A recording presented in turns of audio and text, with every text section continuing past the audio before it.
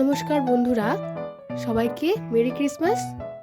তো এই ক্রিসমাস উপলক্ষে আজকে আমি আপনাদেরকে বানিয়ে দেখাবো ক্রিসমাস কেক, যাকে আমরা ফ্রুট কেক বা প্লাম কেকও বলি। তো প্লাম কেক বানানোর জন্য আমি এখানে প্রথমে নিয়ে নিচ্ছি আমি অরেঞ্জ জুস। আমি এখানে অরেঞ্জ জুস কিনে নিয়েছি, আপনারা চাইলে বাড়িতে অরেঞ্জ জুস বানিয়ে নিতে পারেন। প্রথমে নিয়েছি অরেঞ্জ জুস, এবার আমি এখানে নিয়ে নিয়েছি টুটি ফ্রুটি। এখানে আমি লাল কালারের, সবুজ কালারের আর কমলা কালারের টুটি ফ্রুটি নিয়েছি এখানে কালো কিশমিশ, নিয়েছি এখানে আমন্ড বাদাম আমি হালকা কুচিয়ে নিয়েছি এখানে কাজু বাদামটাকেও আমি হালকা কুচিয়ে নিয়েছি, আর নিয়েছি এখানে কিশমিশ। এবার আমি সব কটাকে এই অরেঞ্জ জুসে দিয়ে দিচ্ছি।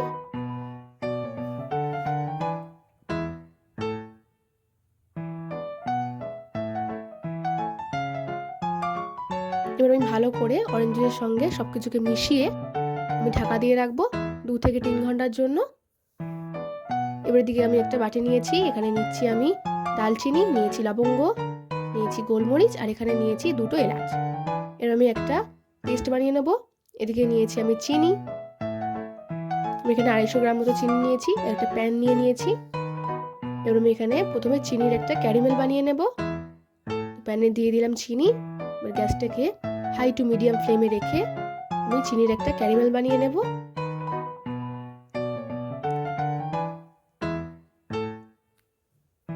দেখতেই পাচ্ছেন আমার এখানে চিনিটা গলে এসেছে।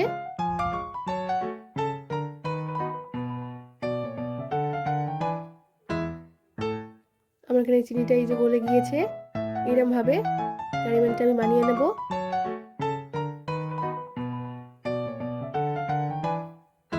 আমার এখানে চিনিটা পুরো গলে গিয়েছে, একটা গোল্ডেন ব্রাউন কালারও চলে এসেছে। ভালো করে নাড়াচাড়া করে নেবো। আমার এখানে ক্যারামেলটা হয়ে গিয়েছে। আমি গ্যাসটাকে একদম লো করে দেব।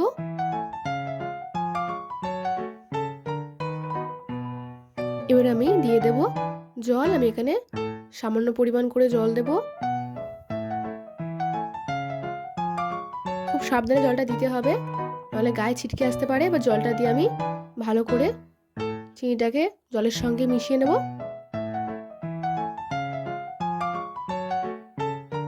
এতেই আমার কেকের কালারটা আসবে।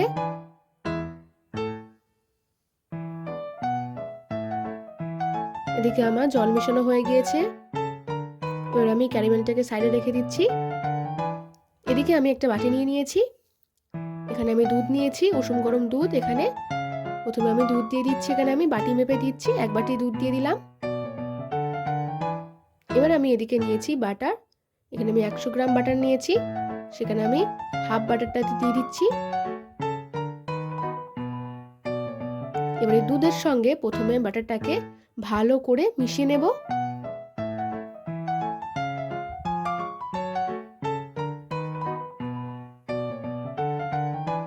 আমার এখানে মিশানো হয়ে গিয়েছে। এবার আমি এতে দিয়ে দেবো ময়দা। আমি এখানে 350 গ্রাম পরিমাণ ময়দা নিয়েছি, দিয়ে দিচ্ছি ময়দা।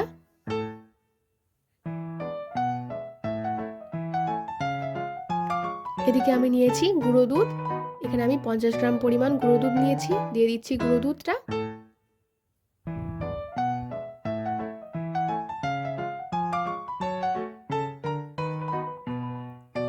এবার আমি দিয়ে দিচ্ছি ওই যে গুঁড়োটা করে রেখেছিলাম, লবঙ্গ, এলাচ, গোলমরিচ আর দালচিনির গুঁড়ো দিয়ে দিচ্ছি। এদিকে নিয়েছি আমি চিনির পাউডার, এখানে আমি 200 গ্রাম মতো চিনির পাউডার নিয়েছি, দিয়ে দিচ্ছি চিনির পাউডার। এবার আমি সবকিছুকে ভালো করে মিশিয়ে নেব।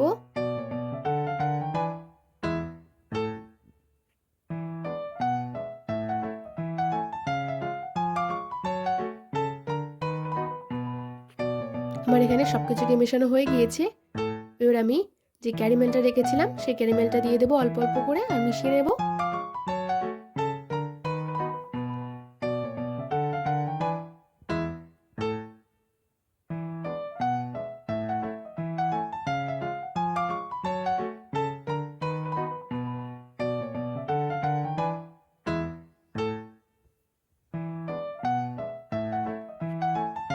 আমার এখানে ক্যারামেলের সঙ্গে মেশানো হয়ে গিয়েছে। এদিকে আমি যেখানে 2 থেকে 3 ঘন্টা ড্রাই ফ্রুটসগুলো ভিজিয়ে দিয়েছিলাম, সেইগুলো এবার সব কিছুকে এই ডোটার মাঝখানে দিয়ে দেবো।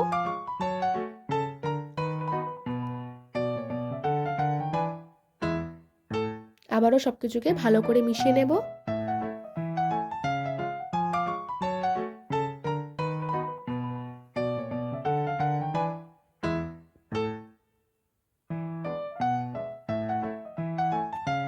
আমার এখানে মেশানো হয়ে গিয়েছে। এবার আমি শেষে দেব বেকিং পাউডার, বেকিং সোডা আর স্বাদের জন্য সামান্য লবণ। আবারও ভালো করে মিশিয়ে নেব।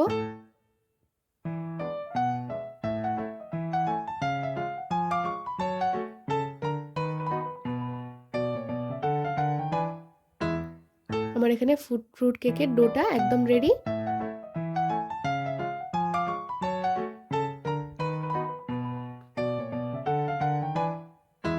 এদিকে আমি একটা কেক টিন নিয়েছি গোল। এবার ভালো করে কেক টিনটাতে প্রথমে বাটার মাখিয়ে নিয়েছি, দিয়ে দিচ্ছি বাটার পেপার। ওকে নিচে আর চারধারে বাটার পেপার লাগিয়ে নিচ্ছি। ওখানে লাগানো হয়ে গিয়েছে। আমি এবার বাটার পেপারের উপরেও সামান্য একটু বাটার লাগিয়ে নিয়েছি। এবার আমি ডোটা দিয়ে দিচ্ছি।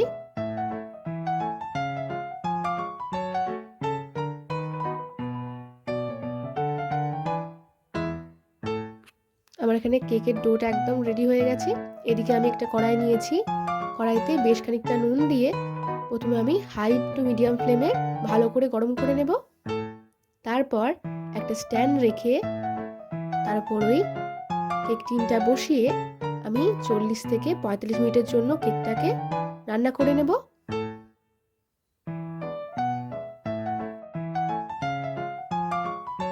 আমার কেকটা আধা ঘন্টা হয়ে গিয়েছে, কেকটা হালকা ফুলে এসেছে।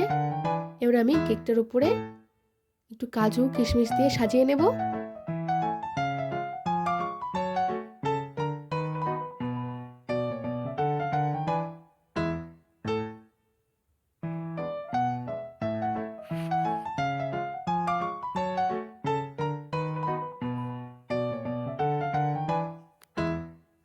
আমার এখানে কেকটা সাজানো হয়ে গিয়েছে। আমি পুরো বেক করে নেব। আমাদের কেকটা তৈরি হয়ে গিয়েছে। এবার আমি একটা টুথপিক নিয়ে দেখে নেব যে কেকটা আমার পুরো রেডি হয়ে গেছে কিনা।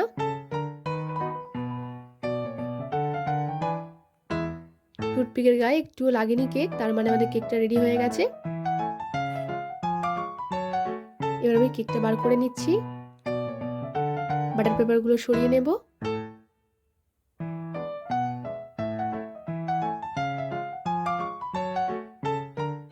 একটা প্লেটের সাহায্যে কেকটা আমি সোজা করে নিচ্ছি।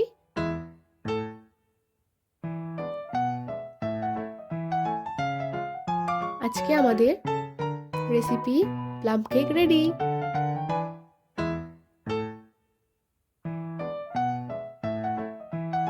এবার আমি আপনাদেরকে কেটে দেখিয়ে দেব কেকটা কতটা নরম আর সফট হয়েছে।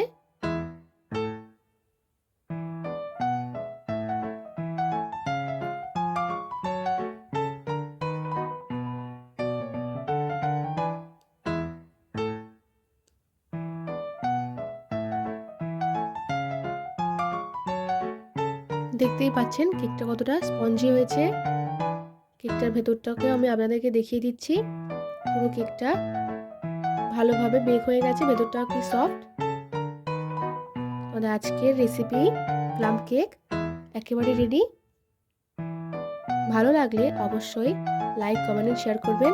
আর হ্যাঁ, সাবস্ক্রাইব করতে ভুলবেন না যেন।